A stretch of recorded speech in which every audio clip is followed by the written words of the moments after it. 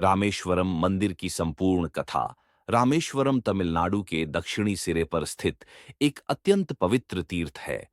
यह स्थान चार धामों में से एक माना जाता है और साथ ही यहाँ भगवान शिव के 12 ज्योतिर्लिंगों में से एक रामनाथ स्वामी ज्योतिर्लिंग स्थित है। इस मंदिर की कथा सीधे रामायण से जुड़ी हुई है, जहां भगवान श्री राम, माता सीता और भक्त हनुमान की लीला आज भी श्रद्धालुओं के मन में जीवंत है। लंका युद्ध और शिव पूजन का संकल्प। रामायण के अनुसार रावण वध के बाद श्री राम को यह अनुभूति हुई कि युद्ध में उन्होंने ब्राह्मण कुल में जन्मे रावण का वध किया है। उस पाप शांति और धर्म संतुलन के लिए उन्होंने भगवान शिव की आराधना का संकल्प लिया। महर्षियों ने उन्हें सलाह दी कि वे शिवलिंग की स्थापना कर विधिवत पूजा करें। हनुमान का कैलाश गमन और बालू का शिवलिंग। श्री राम ने हनुमान जी को कैलाश पर्वत भेजा ताकि वे वहां से दिव्य शिवलिंग लेकर आए। मुहूर्त निकट था, पर हनुमान जी समय पर नहीं लौट सके। तब माता सीता ने समुद्र तट की रेत बालुका से एक शिवलिंग बनाया। उसी शिवलिंग की स्थापना कर श्री राम ने पूजा की। यही शिवलिंग आगे चलकर रामनाथ स्वामी कहलाया, अर्थात राम द्वारा पूजित ईश्वर। कुछ समय बाद हनुमान जी कैलाश से शिवलिंग लेकर पहुंचे। उन्हें दुख हुआ कि पूजा हो चुकी है। श्री राम ने उन्हें संतुष्ट करने के लिए कहा कि पहले हनुमान द्वारा लाया गया शिवलिंग पूजित होगा। आज भी मंदिर में दो शिवलिंग हैं। रामलिंग, बालू का शिवलिंग, जिसे सीता जी ने बनाया, विश्वलिंग, जिसे हनुमान जी कैलाश से लाए, सेतुबंध, रामेश्वरम, राम सेतु। यहीं से श्री राम ने लंका जाने के लिए सेतु निर्माण की शुरुआत की। वानर सेना ने समुद्र पर पुल बनाया, जिसे आज राम सेतु या आदम्स ब्रिज कहा जाता है। इस कारण यह स्थान केवल शिव भक्ति ही नहीं, बल्कि राम भक्ति का भी केंद्र है। एक दुर्लभ संगम। अग्नितीर्थ और 22 कुएं। मंदिर के निकट समुद्र तट पर अग्नितीर्थ है, जहां श्रद्धालु स्नान करते हैं। मान्यता है कि यहां स्नान करने से पापों का नाश होता है। मंदिर परिसर में 22 पवित्र कुएं, तीर्थ हैं। आश्चर्य की बात यह है कि हर कुएं के जल का स्वाद अलग है। इन कुओं में स्नान को जीवन के दोषों से मुक्ति का प्रतीक माना जाता है। ज्योतिर्लिंग की महिमा। रामेश्वरम का शिवलिंग ज्योतिर्लिंग स्वरूप में प्रतिष्ठित है। यहाँ की विशेषता यह है कि शिव भक्तों का विश्वास है कि यहाँ पूजा करने से मोक्ष की प्राप्ति होती है। वैष्णव और शैव परंपरा का अद्भुत संगम दिखता है।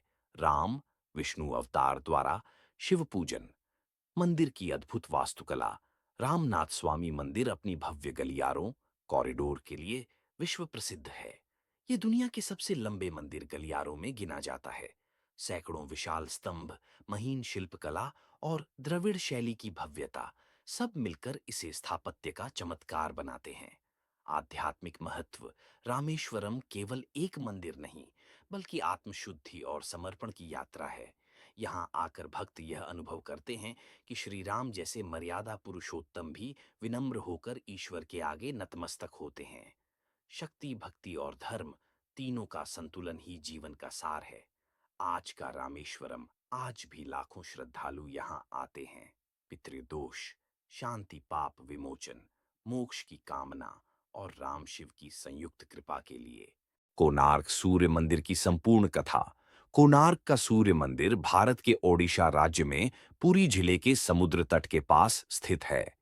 ये मंदिर न केवल भारतीय स्थापत्य कला का अद्भुत उदाहरण है, बल्कि इसके साथ जुड़ी कथाएं, इतिहास, रहस्य और लोक विश्वास इसे और भी विशेष बना देते हैं। इसे यूनेस्को द्वारा विश्व धरोहर घोषित किया गया है। कोणार्क नाम की उत्पत्ति। कोणार्क शब्द दो शब्दों से मिलकर बना है। कोण, कोना या कोण, अर्क, सूर्य, अर्थात कोण में स्थित सूर्य। मान्यता है कि यहां सूर्य की पहली किरण एक विशेष कोण पर मंदिर पर पड़ती थी। सूर्यदेव से जुड़ी पौराणिक कथा। पौराणिक कथा के अनुसार सूर्यदेव के पुत्र सांबा को आर्षि दुर्वासा ने कोढ़ का श्राप दे दिया था। अपने श्राप से मुक्ति पाने के लिए सांबा ने 12 वर्षों तक चंद्रभागा नदी के तट पर सूर्यदेव की कठोर तपस्या की। सूर्यदेव प्रसन्न हुए और सांबा को रोगमुक्त कर दिया। कृतज्ञता स्वरूप सांबा ने यहां सूर्य मंदिर की स्थापना की। यह स्थान आगे चलकर सूर्य उपासना का प्रमुख केंद्र बना। मंदिर का निर्माण और इतिहास। कोणार्क सूर्य मंदिर का निर्माण 13वीं शताब्दी लगभग 1250 ईस्वी में पूर्वी गंग वंश के महान राजा नरसिंहदेव प्रथम ने करवाया था। कहा जाता है कि मंदिर के निर्माण में लगभग 1200 शिल्पकारों ने 12 वर्षों तक काम किया। इसे खोंडालाइट पत्थर और लोहे के विशाल गर्डरों से बनाया गया। यह मंदिर सूर्य देव के रथ के रूप में बनाया गया, जिसमें 12 जोड़ी 24 विशाल पत्थर के पहिए, 7 पत्थर के घोड़े हैं। सूर्य रथ का प्रतीकात्मक अर्थ 7 घोड़े, सप्ताह के 7 दिन, 12 जोड़ी पहिए, वर्ष के 12 महीने, प्रत्येक पहिया एक सूर्य घड़ी की तरह समय बताने में सक्षम है। यह दर्शाता है कि सूर्य ही समय, जीवन और ब्रह्मांड का संचालक है। स्थापत्य कला की अद्भुत विशेषताएं।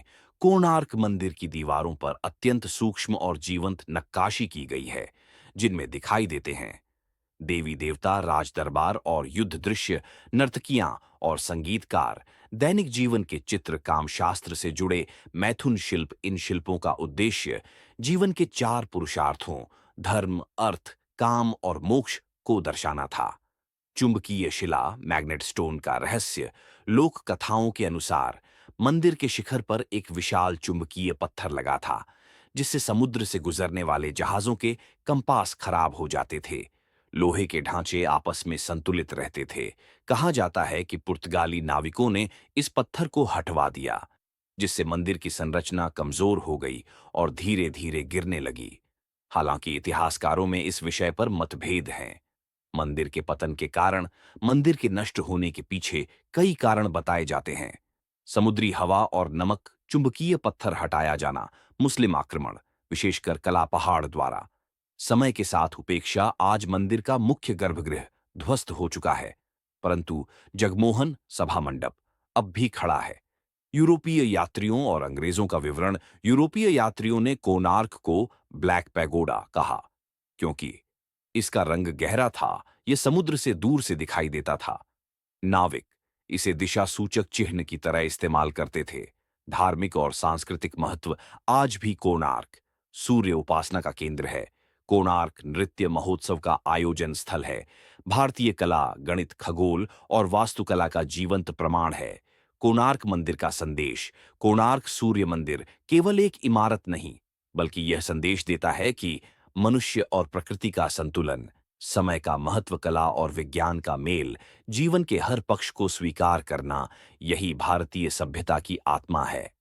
कांचीपुरम मंदिरों की संपूर्ण कथा। कांचीपुरम, जिसे कांची, कांची क्षेत्र और दक्षिण की काशी भी कहा जाता है, भारत के तमिलनाडु राज्य का एक अत्यंत प्राचीन और पवित्र नगर है।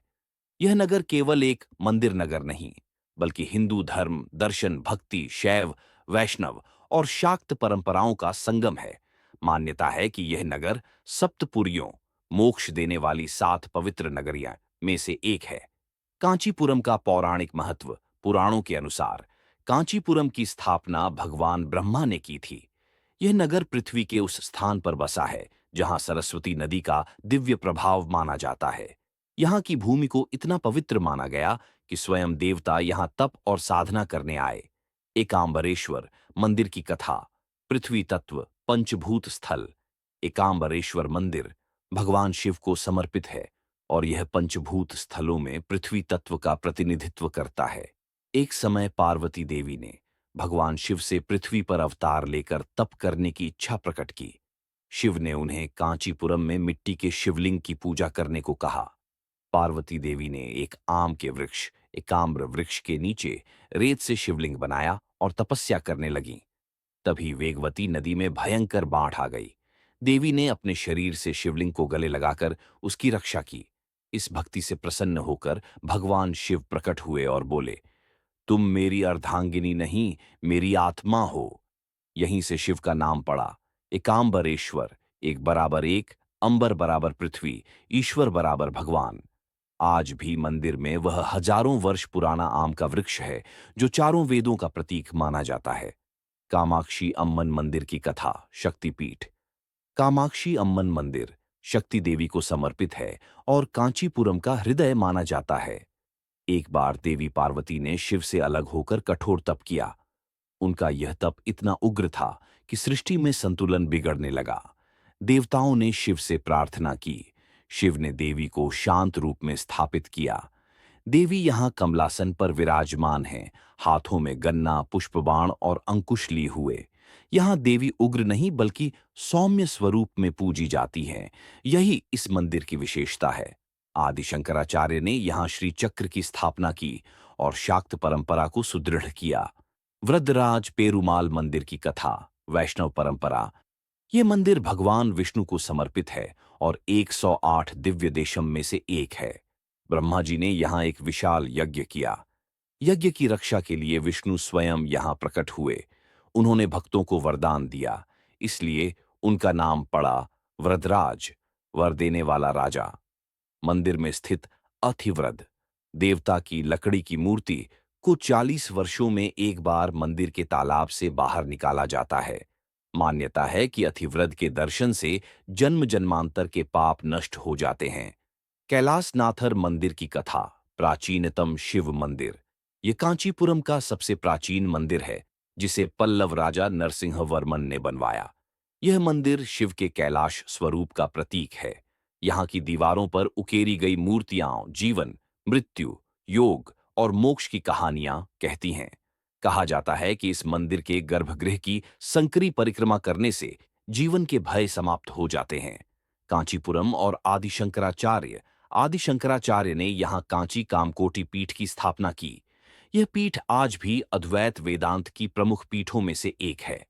कांचीपुरम का आध्यात्मिक संदेश कांचीपुरम हमें सिखाता है, शिव बराबर तप और त्याग, शक्ति बराबर करुणा और संतुलन, विष्णु बराबर पालन और रक्षा। यह नगर बताता है कि मोक्ष केवल वन में नहीं, कर्तव्य और भक्ति के संतुलन में है।